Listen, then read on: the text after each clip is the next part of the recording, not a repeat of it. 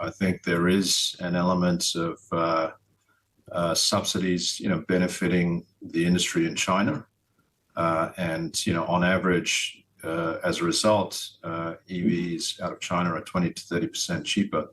That is definitively the case, and there has been a benefit to Chinese EV players as a consequence. That being said, though, structurally in China, there are advantages, such as in terms of sort of labor flexibility with respect to laws and regulations.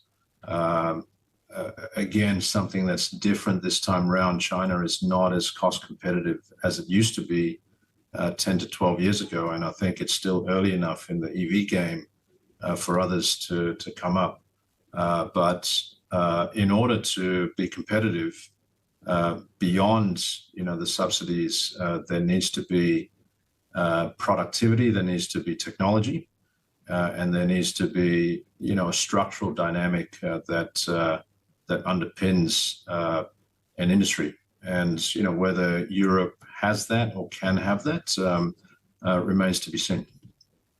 See you joining us from my hometown in Brisbane today. Can I just jump in and ask you about whether Europe needs to take the approach, if you can't beat them, join them? That you've got this huge subsidy program playing out in China around batteries. The amount of batteries seem to be in excess of domestic consumption requirements. The United States has the Inflation Reduction Act. Does Europe just need to step up with a fiscal stimulus package specifically targeted towards EV? I think so. We, through our business, we have operations in the EU and in the Netherlands, and there are some, attractive programs already, in the EU. But it is this green, energy transition tug of war that the US has really stepped up to the plate with the Inflation Reduction Act. And we're seeing, other countries, including Australia and some in Southeast Asia, that are offering, more bespoke bilateral programs.